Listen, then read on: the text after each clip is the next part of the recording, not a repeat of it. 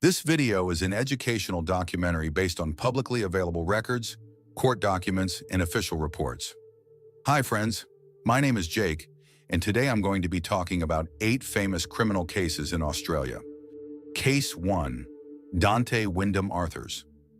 On a quiet winter afternoon in June 2006, an ordinary visit to a suburban shopping center in Western Australia turned into a tragedy that would shock an entire nation. The case of 8-year-old Sofia Rodriguez Urrutia Shu remains one of the most disturbing criminal investigations in Australian history, not only because of the crime itself, but because of the legal and social consequences that followed. This story is not about sensationalism. It is about how a single event exposed systemic failures, reshaped laws, and left a permanent mark on a community. At approximately 4 p.m. on June 26, 2006, Sofia was visiting the Livingston Shopping Center in Canning Vale with members of her family. Like many children her age, she asked to use the restroom while her relatives waited nearby. It was a routine moment, one that should have lasted only minutes. Instead, it became the last time her family would see her alive. Unbeknownst to them, a shopping center employee had noticed Sofia walking alone. According to court findings, he followed her down a corridor and waited. When Sofia exited the restroom area, she was forcibly taken into a nearby disabled toilet cubicle. The door was locked from the inside. What happened next occurred within a matter of minutes, yet its impact would echo for years. Sofia's family quickly realized something was wrong. Her brother went to look for her and called her name near the restroom area. Hearing movement behind a locked door but receiving no answer, he alerted other family members. A search of the shopping center began. When the door was later found unlocked, Sofia was discovered lying motionless on the floor. Emergency services were called, but it was already too late. The shopping center was immediately closed and declared a crime scene. Police launched an intensive investigation, reviewing staff lists and surveillance footage. Attention soon focused on a 21-year-old employee named Dante Wyndham Arthurs. He lived only a short distance from the shopping center and had previously come to the attention of authorities in connection with an earlier incident involving a child, though no conviction had resulted at that time. In the early hours of the following morning, police attended his home, conducted a search, and placed him under arrest. Arthurs was charged with multiple serious offenses related to Sofia's death. During interviews, he provided limited explanations and demonstrated little insight into his actions. Medical and forensic evidence presented later in court contradicted key elements of his account, leading prosecutors to challenge claims that he did not understand the consequences of his behavior. Specialists testified that while Arthurs had been diagnosed with Asperger's syndrome, this condition did not explain or excuse the severity of the acts committed. The case attracted enormous public attention. Media coverage spread rapidly across Australia and internationally, with many describing the crime as one of the most confronting cases the state had seen in decades. The intensity of reporting led to widespread speculation and misinformation, forcing police to publicly deny false rumors linking Arthurs to unrelated overseas cases. Authorities emphasized the importance of relying on verified facts rather than conjecture. As legal proceedings progressed, further controversy emerged. It was revealed that Arthurs had been investigated in 2003 for an alleged offense involving another child. That earlier case had not proceeded due to insufficient evidence and flawed investigative procedures. Following Sofia's death, forensic re-examination uncovered information that, if identified earlier, may have strengthened the previous case. This revelation prompted public outrage and internal reviews within law enforcement, raising painful questions about missed opportunities to prevent future harm. In court, the emotional toll on Sofia's family was evident. They chose not to attend hearings, instead being represented by members of their local school and church community. Supporters organized memorials and fundraising efforts, ensuring that Sofia's name would not be forgotten amid the legal arguments and media attention. Their focus remained on honoring her life rather than reliving the details of her death. Initially, Arthurs pleaded not guilty. However, after extensive legal discussions and psychological assessments, an agreement was reached with prosecutors. In September 2007, he entered a guilty plea to charges of murder and unlawful detention. Other charges were withdrawn due to the inability of forensic science to determine precise timelines required under existing law. In November 2007, the Supreme Court of Western Australia sentenced Arthurs to life imprisonment with a minimum non-parole period of 13 years. The presiding judge described the crime as one that shocked the public conscience and warned that release might never occur. Later, the Attorney General exercised authority to revoke the non-parole period, effectively designating Arthurs as someone who may never be released. The impact of the case extended far beyond the courtroom. Public anger over sentencing laws led to significant legislative reform in Western Australia.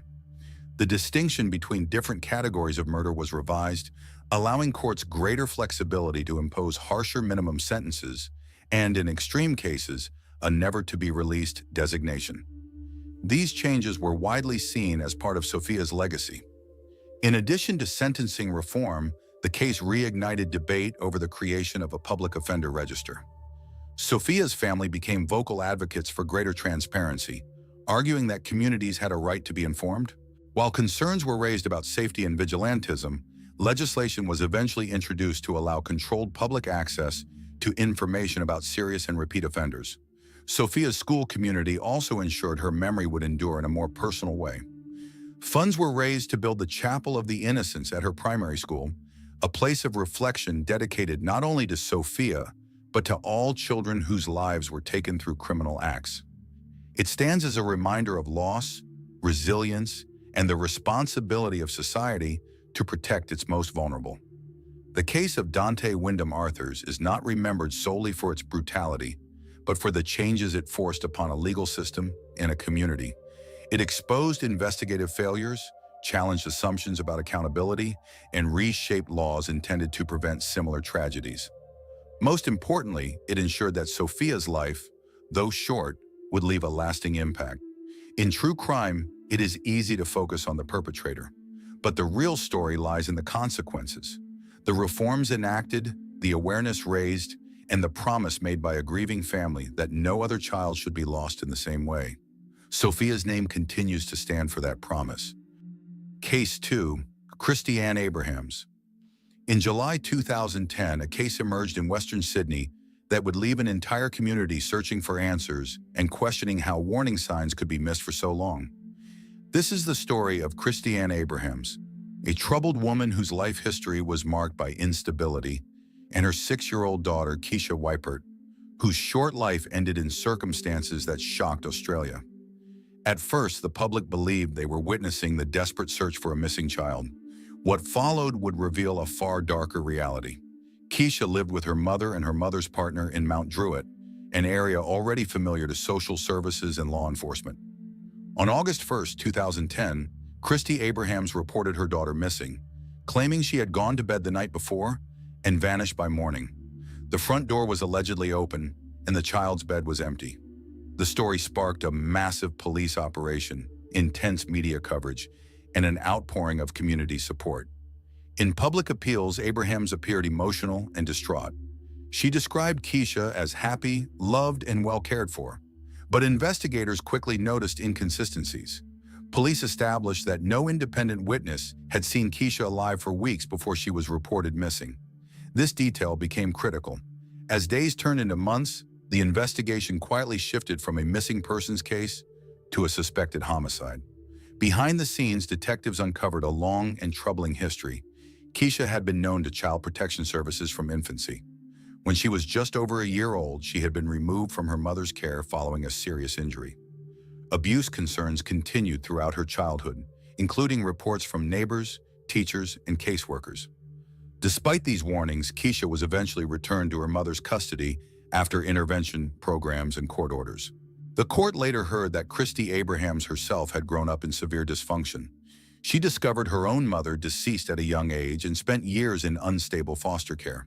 She was described by medical professionals as having an intellectual impairment and a background of neglect and trauma. During sentencing, the judge would describe her as a product of long-standing systemic failures, while still emphasizing her responsibility as a parent. As the investigation progressed, police used covert tactics to uncover the truth. In April 2011, nearly 8 months after Keisha was reported missing, Abrahams made admissions to an undercover officer.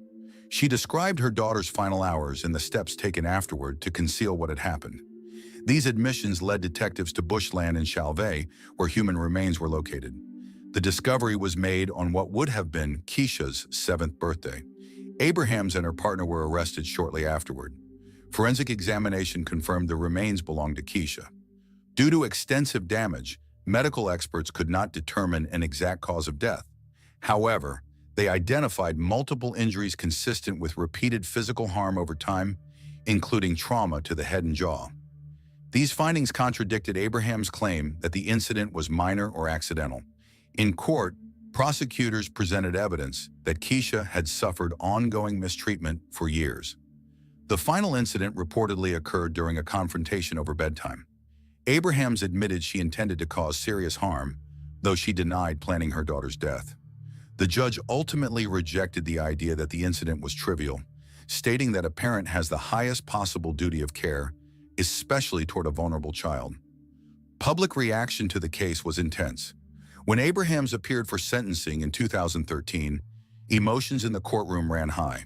She remained largely expressionless as Ian Harrison delivered his decision. He emphasized that while Abraham's upbringing was tragic, it could not excuse her actions. He described Keisha as defenseless and entirely reliant on the very person who failed to protect her. Abrahams pleaded guilty to murder and to interfering with human remains. She received a combined sentence totaling more than 21 years, with a non-parole period of 16 years. The judge noted that the crime fell into the mid-range of seriousness due to the lack of proven intent to end life, but stressed that the harm inflicted was severe and irreversible. With time already served, she became eligible for parole in 2027. Her partner also pleaded guilty to a lesser charge, admitting he failed to seek medical help and assisted in concealing what happened. He was sentenced separately to a lengthy prison term. The court found that his inaction and subsequent decisions significantly contributed to the outcome, even if he was not the primary offender. The Keisha Weipert case remains one of Australia's most confronting examples of systemic failure. Multiple agencies had contact with the family. School attendance records, medical reports, and witness statements all pointed to a child in distress. Yet intervention came too late. The judge acknowledged the shared responsibility, stating that the offender's failures mirrored the failures of others entrusted with child welfare. Today, Keisha's name is remembered not just as a victim, but as a symbol of the consequences of missed opportunities to protect vulnerable children. The case prompted renewed discussion about child protection systems, parental accountability, and the long-term impact of untreated trauma. It also serves as a reminder that public appearances can mask private realities. Case 3. Adrian Ernest Bailey. The case of Adrian Ernest Bailey is one that shocked Australia and sparked national conversations about public safety, parole failures, and violence against women. What began as an ordinary night in Melbourne ended in a tragedy that would be remembered for years, not only because of the crime itself, but because of the warning signs that were missed along the way. This is the story of how a routine walk home turned into one of Australia's most discussed criminal cases of the decade. On the evening of September 21st, 2012, Jill Meagher, a 29-year-old media worker originally from Ireland, went out with colleagues after work. She was living in Brunswick, an inner suburb of Melbourne, and had built a life that included close friendships, a promising career, and a loving marriage. That night, she visited 2 local venues before deciding to walk the short distance home.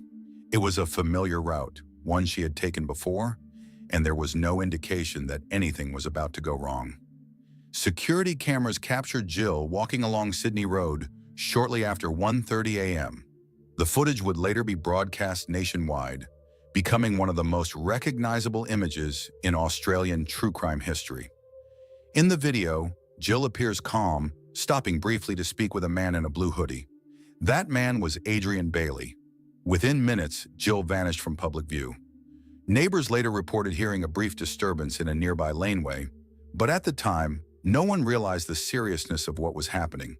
When Jill did not return home, her husband grew increasingly concerned. Calls and messages went unanswered, and by the early morning hours, he began searching the streets himself. When daylight came with no sign of her, police were notified and a missing person investigation began. Almost immediately, the case drew widespread attention. Jill's colleagues, friends, and strangers shared her image across social media, hoping someone might recognize her or provide information. As investigators reviewed CCTV footage, one figure appeared repeatedly: the man in the blue hoodie. Police released images to the public, and tips began to pour in. The search intensified when Jill's handbag was discovered near the area where she was last seen. This discovery raised fears that something far more serious than a disappearance had occurred. Within days, the case was transferred to homicide detectives, signaling a grim shift in the investigation's direction. 5 days after Jill disappeared, police arrested Adrian Bailey at his home. During questioning, Bailey eventually led investigators to a remote roadside area outside Melbourne, where Jill's body had been concealed in a shallow grave. The discovery confirmed the worst fears of her family and the public. The investigation revealed that Jill had lost her life due to manual strangulation, a detail presented in court without unnecessary sensationalism, but with clarity about the severity of the act. As details about Bailey emerged, public shock turned into outrage. Court records showed that he had a long history of violent and sexual offenses dating back to his teenage years. He had spent more than a decade in prison for attacks on multiple victims and had repeatedly violated the trust placed in him by the justice system. Most disturbingly, Bailey was on parole at the time of Jill's death. Previous warnings from judges about the risk he posed had not resulted in stricter supervision or extended detention. During interviews with psychologists and police, Bailey described acting out of anger after feeling rejected. These explanations were presented in court not as justifications, but as insight into his mindset. Prosecutors argued that the crime was opportunistic and deliberate, carried out by someone fully aware of the consequences. The court emphasized that Jill had resisted and attempted to seek help, and that Bailey's actions were driven by control rather than impulse alone. In April 2013, Bailey pleaded guilty to the charges. This spared Jill's family a lengthy trial, but it did not lessen the weight of the crime. At sentencing, the judge described the offense as particularly serious, citing Bailey's extensive criminal history and the fact that the crime occurred while he was under supervised release. He was sentenced to life imprisonment with a non-parole period of 35 years, one of the longest minimum terms imposed in the state at that time. Outside the courtroom, Jill's family spoke of loss, grief, and the hope that no other family would experience a similar tragedy. Across Australia, the case prompted renewed debate about parole laws and offender monitoring. Lawmakers acknowledged that the system had failed and introduced reforms aimed at preventing repeat offenders from remaining in the community after serious violations. Jill's death became a turning point in discussions about accountability and public protection. Memorials for Jill appeared across Melbourne, from public marches to street art tributes. Thousands of people gathered to honor her memory, not only mourning her life, but also standing in solidarity against violence toward women. While some physical memorials were later removed, the impact of the case remained deeply embedded in public consciousness. Today, the case of Adrian Ernest Bailey is remembered not just as a crime, but as a warning. It highlights the consequences of ignored red flags and systemic gaps. Jill Meagher is remembered for who she was, not for what happened to her, while her case continues to influence policy, awareness, and conversations about safety. Case 4. Catherine Mary Knight. In the quiet rural town of Aberdeen, New South Wales, a case unfolded that would permanently change Australian criminal history and leave investigators, journalists, and the public searching for answers. This is the story of Catherine Mary Knight, a woman whose life was shaped by violence, instability, and uncontrollable rage, long before she became known for one of the most disturbing domestic crime cases in the country. Catherine Knight was born on October 24, 1955, one of twin daughters raised in an environment marked by chaos and fear. Her early home life was defined by severe domestic conflict, substance abuse, and repeated exposure to traumatic behavior. Mental health professionals later concluded that these formative years played a significant role in shaping her emotional instability and aggressive reactions to stress. Even as a child, Knight reportedly experienced intense outbursts over minor triggers, followed by periods where she appeared calm, compliant, and even well-behaved. As she entered adolescence, these extremes became more pronounced. At school, classmates remembered her as isolated and intimidating, capable of sudden hostility. Yet teachers also noted that when she was not emotionally overwhelmed, she could be polite and disciplined. This unpredictable pattern would continue into adulthood and into her personal relationships. Leaving school at 15, Knight found work in a clothing factory before moving to what she described as her dream job at a local abattoir. There she excelled and was quickly trusted with professional tools, developing a strong attachment to the work. These skills, which at the time seemed ordinary and practical, would later become deeply relevant in the criminal investigation that followed decades later. In 1974, Knight married David Kellett, a relationship defined almost immediately by control and physical intimidation. Friends and neighbors became increasingly concerned as incidents escalated. Police were called on multiple occasions, but charges were often dropped, either due to reconciliation or Knight's ability to present herself as stable when authorities intervened. The marriage eventually ended, but not before several alarming events that led to psychiatric hospitalization and warnings that went largely unheeded. Over the next 2 decades, Knight entered multiple relationships, each following a similar pattern. Initial charm and stability were soon replaced by jealousy, domination, and serious threats. Former partners later described living in constant fear, unsure what might trigger another outburst. Despite repeated incidents involving law enforcement and mental health services, Knight was consistently released back into the community. In the mid-1990s, Knight became involved with John Charles Thomas Price, a well-liked local miner and father of 3. Friends described Price as hardworking, generous, and deeply devoted to his children. Although he was aware of Knight's reputation, he believed he could manage the relationship by setting boundaries. For a time, the household appeared stable, but disputes soon became frequent and intense. As tensions grew, Knight's behavior became increasingly retaliatory. When Price refused to marry her, she took actions that directly impacted his employment, resulting in significant financial and emotional stress. Although the couple separated multiple times, they continued to reconcile, a cycle that concerned friends and coworkers who feared for Price's safety. In February 2000, Price took formal steps to protect himself and his children by seeking a legal order to keep Knight away.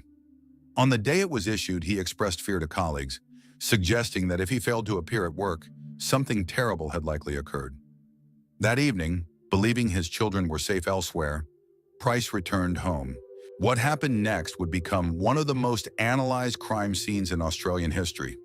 During the night, Knight entered the home. Evidence later showed that Price was attacked while vulnerable and attempted to escape, but was ultimately overpowered. Emergency responders arrived the next morning after neighbors raised concerns. Inside, they found Price deceased and Knight unconscious from a self-inflicted overdose attempt. The crime scene revealed actions taken after Price's death that shocked even seasoned investigators. These details were later carefully moderated during trial and media reporting due to their extreme nature. Prosecutors focused not on sensationalism, but on intent, preparation, and the undeniable sequence of events that demonstrated awareness and control rather than confusion. Knight was arrested and charged with murder. During pretrial proceedings, her defense initially indicated a plea to a lesser charge, citing psychological dissociation and memory loss. Multiple psychiatric evaluations confirmed that while Knight suffered from serious mental health disorders, she was legally competent and understood the consequences of her actions. When the trial commenced in 2001 at the Supreme Court of New South Wales, potential jurors were warned about the confronting nature of the evidence. Before testimony began, Knight changed her plea to guilty, a decision that surprised many and effectively ended the trial. The court ordered additional assessments to ensure the plea was informed and voluntary. At sentencing, the judge emphasized the calculated nature of the crime, the prolonged pattern of violence in Knight's history, and the complete absence of remorse. The court ruled that the protection of the public outweighed any possibility of rehabilitation. Knight was sentenced to life imprisonment without the possibility of parole, becoming the first woman in Australia to receive such a sentence. In 2006, Knight appealed the decision, arguing that the punishment was excessive. The appeal was heard by the NSW Court of Criminal Appeal, which ultimately upheld the sentence.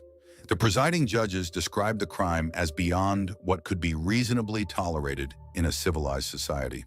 Today, Catherine Knight remains incarcerated, her case frequently cited in discussions about domestic violence, mental health intervention failures, and the warning signs that precede extreme acts.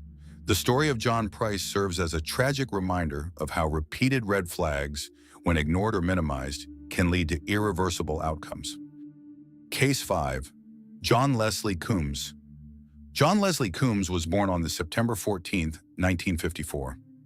On the surface, there was little in his early public record to distinguish him from many others who would later pass through the criminal justice system. However, behind closed doors, there were claims of a troubled upbringing, heavy substance use, and a pattern of manipulation that would later become central to court findings. Over time, Coombs would be linked to 3 separate killings spanning more than 25 years, each marked by extreme brutality and followed by elaborate deception. The first incident occurred on February 26, 1984, when 20-year-old Michael Peter Spirani went missing during a fishing trip on Port Phillip Bay. For years, his disappearance remained a mystery. There was no body recovered, no immediate arrest, and little closure for the family. It was later established in court that Spirani had been deliberately run over with a motorboat. His remains were never recovered, making the case especially painful and unresolved for those left behind. Just months later, on November 17, 1984, another life was taken. Henry Raymond Kells, age 44, was found deceased in his Chelsea home after being attacked with a blade. Coombs was arrested and later convicted in connection with this death. In December 1985, he received a life sentence. At that point, authorities believed society was protected, but this belief would prove tragically incorrect. In September 1988, Coombs escaped from Ararat prison alongside another inmate.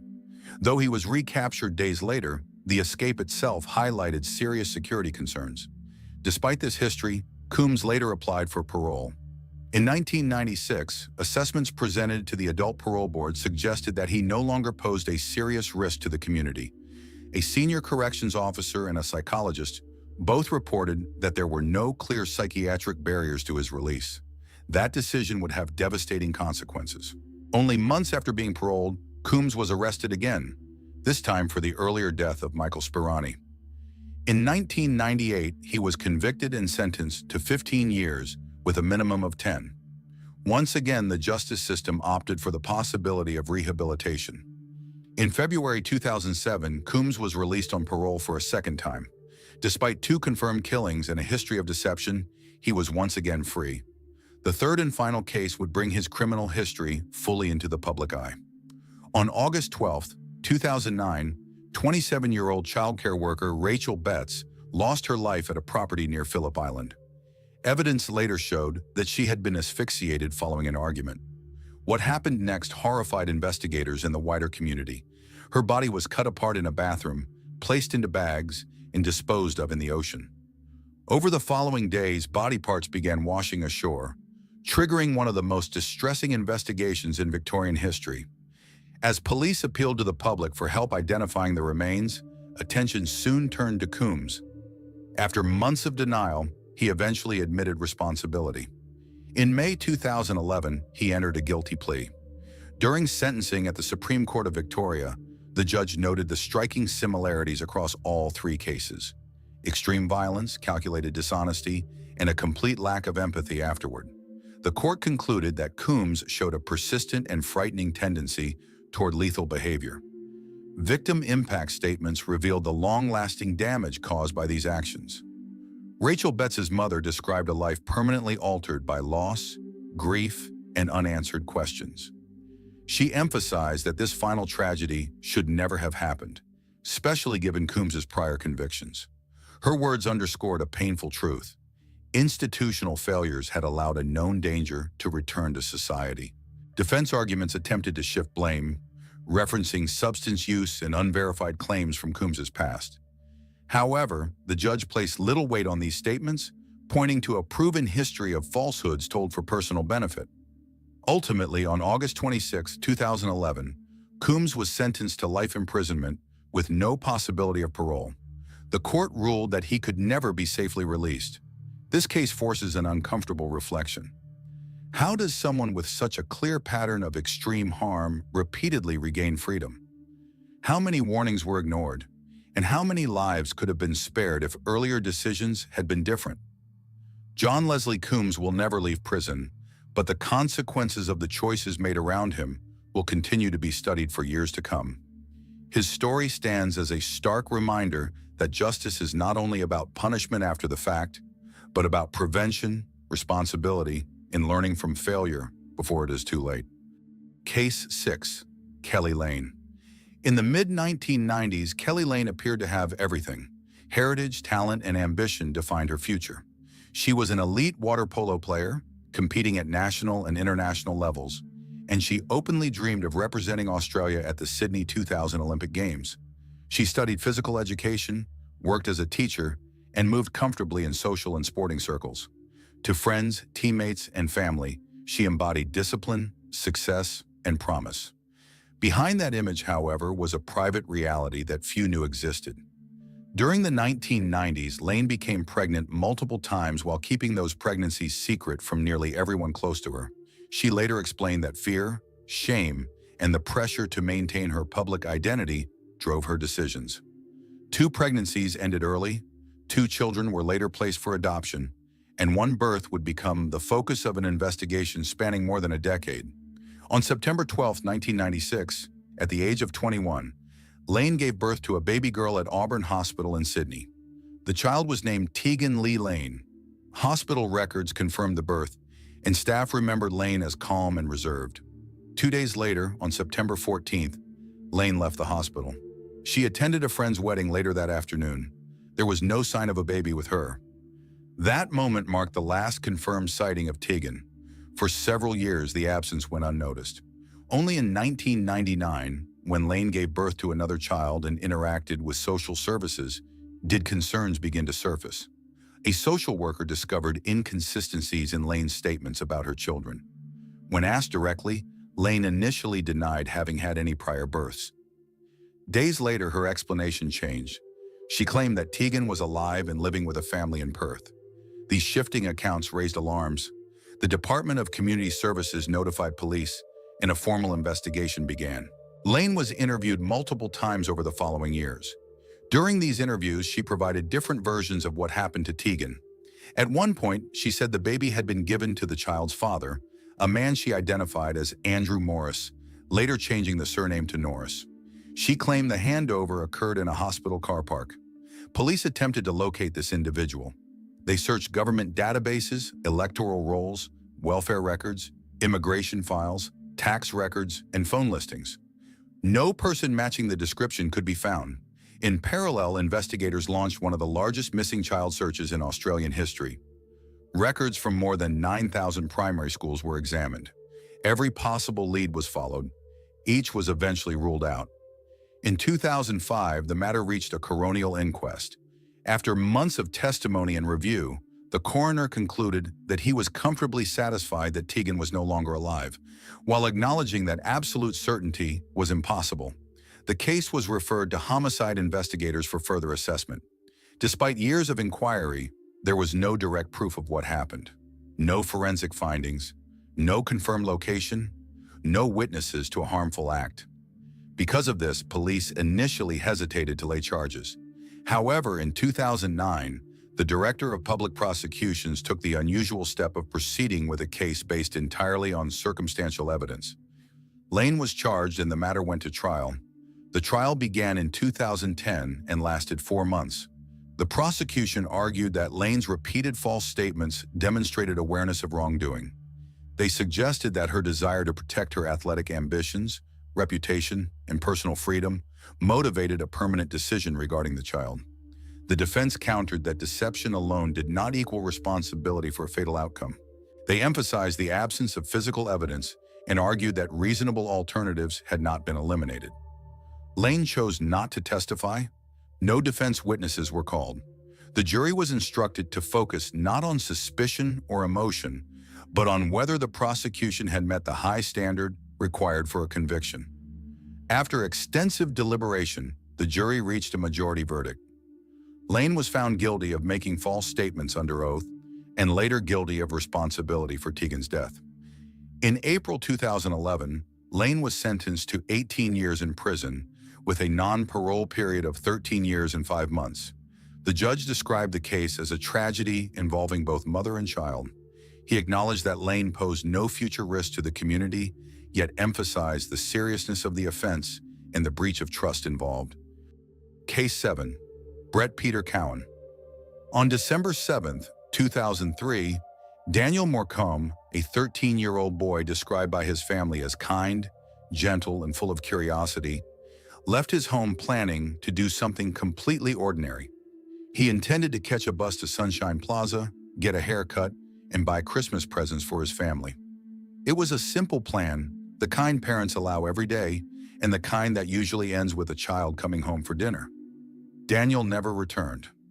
Daniel was last seen waiting at an unofficial bus stop beneath the Keel Mountain Road overpass in the Woombi area of the Sunshine Coast. The bus he planned to catch had broken down earlier on its route, causing delays.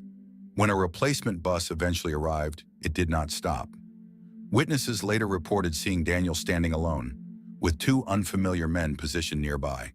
Within minutes, when another bus arrived, Daniel was gone. From that moment forward, uncertainty took hold, not only of one family but of an entire community. The disappearance triggered an immediate search, but days turned into weeks and weeks turned into years. Posters appeared on poles and shop windows. Sightings were reported, investigated, and dismissed. The case became one of the most expensive and extensive investigations Queensland had ever seen. Over time, a reward totaling $1 million Australian dollars was offered for information leading to answers. Despite this, the case slowly went cold, leaving Daniel's parents, Bruce and Denise, trapped in what they later described as the not knowing. Behind the scenes, investigators never stopped reviewing persons of interest. One name that quietly remained on police radar was Brett Peter Cowan, a former Sunshine Coast resident with a documented criminal history involving children. Cowan had lived in the region at the time of Daniel's disappearance and had access to the roads near the overpass. Early interviews produced no decisive evidence, and for years he remained just one of many possibilities. The turning point came nearly 8 years later, following a coronial inquest that re-examined thousands of documents, witness statements, and inconsistencies. Cowan, referred to publicly as P7, gave evidence during the inquest and made statements that raised further concern. Shortly afterward, undercover investigators initiated one of the most complex operations in Australian policing history. Posing as members of an organized crime group, officers built trust with Cowan over several months, recording conversations that would later prove critical. In August 2011, Cowan made statements to undercover officers that investigators believed only the person responsible could know. He described offering Daniel a ride, taking him away from the bus stop, and events that followed. Acting on this information, police arrested Cowan on August 13, 2011. Days later, search teams combing bushland in the Glasshouse Mountains made a devastating discovery. Shoes matching Daniel's footwear were found, followed by human remains. DNA testing later confirmed they belonged to Daniel Morcombe. The arrest brought answers, but also reopened deep wounds. For Daniel's family, the years of uncertainty were replaced by confirmed loss. A funeral was held in December 2012, 9 years to the day after Daniel disappeared. Thousands attended, a reflection of how deeply the case had affected the public.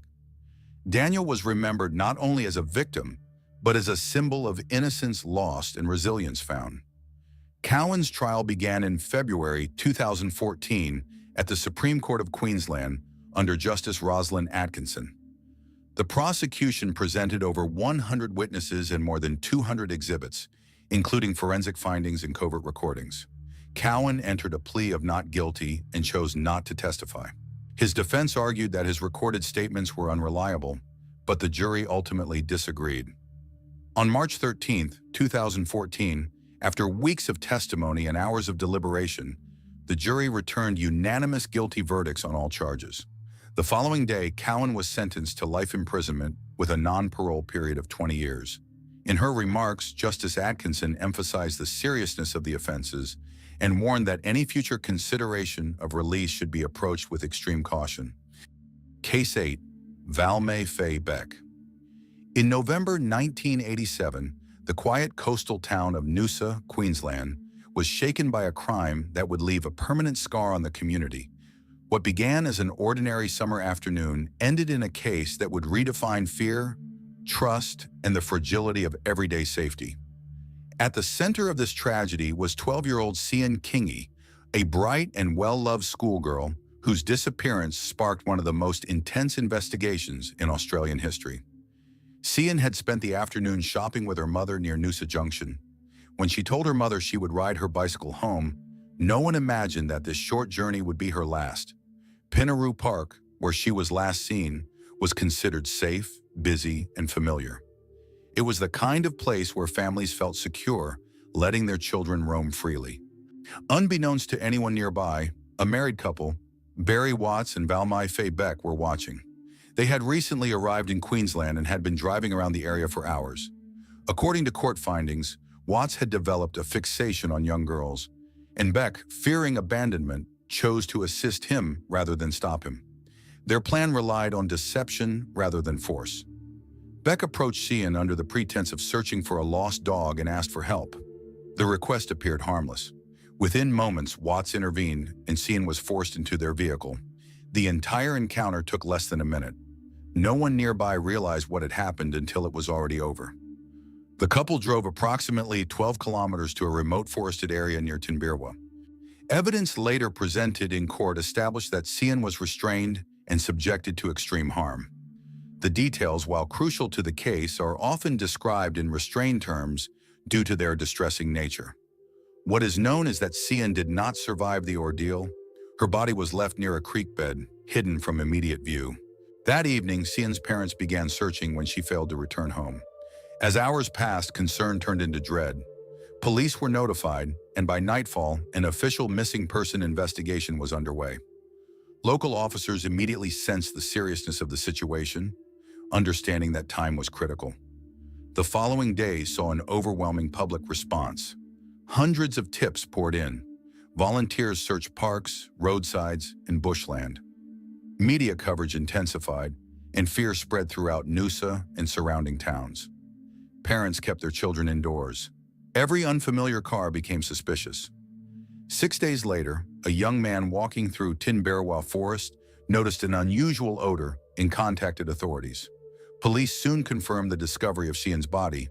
The investigation shifted instantly from a missing child case to a homicide inquiry. Detectives described the moment as devastating but galvanizing.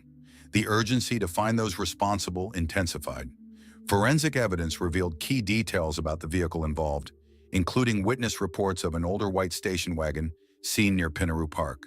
While thousands of similar cars existed, investigators focused on narrowing down leads through registration checks and public tips.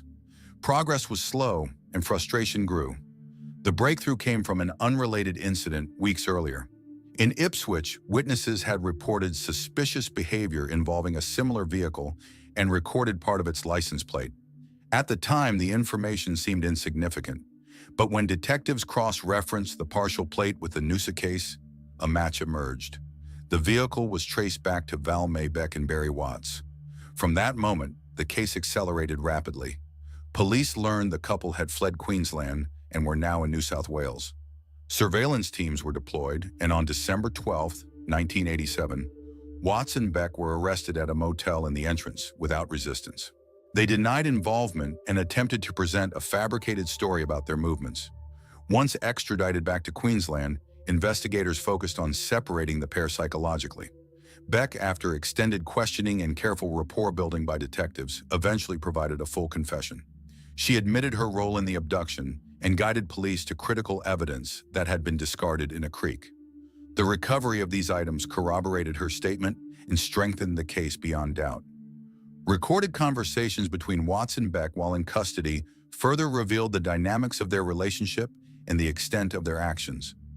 These recordings would later play a powerful role in court, exposing a lack of remorse and reinforcing the prosecution's case. In 1988, both defendants were convicted. Beck was sentenced to life imprisonment with a non-parole period, while Watts received a life sentence with strong recommendations against release. The judge described Beck's actions as calculated and morally void, emphasizing that participation made her equally responsible. Cian Kingi's funeral drew large crowds. The community mourned collectively, grappling with anger, grief, and disbelief. For many, the case shattered the assumption that danger only comes from strangers who look threatening. Instead, it highlighted how ordinary appearances can conceal devastating intent. In later years, Beck legally changed her name to Faye Cram and unsuccessfully applied for parole multiple times. Authorities suspected she may have had knowledge of other unresolved cases involving missing women, but she never provided further assistance. In 2008, following complications from heart surgery, Beck died in custody before police could question her again. The case of Cian Kingi remains one of Australia's most haunting true crime stories, not because of unanswered questions, but because of its brutal clarity. It stands as a reminder of how quickly normal life can be disrupted, how vigilance matters, and how communities must come together in the face of unimaginable loss. For investigators, the case reaffirmed why persistence matters. For Noosa, it marked the end of innocence. And for Cian, remembered as gentle, kind, and full of promise, her story continues to be told, not to sensationalize, but to ensure she is never forgotten. Thank you for watching until the end. If this story mattered to you, please support the channel by liking this video and subscribing. It really helps the channel grow and allows us to continue covering real cases with care and respect. Write your thoughts in the comments below, but please remember to stay respectful toward the victims and their families. Your support means more than you know. Thank you for being here, and I'll see you in the next story.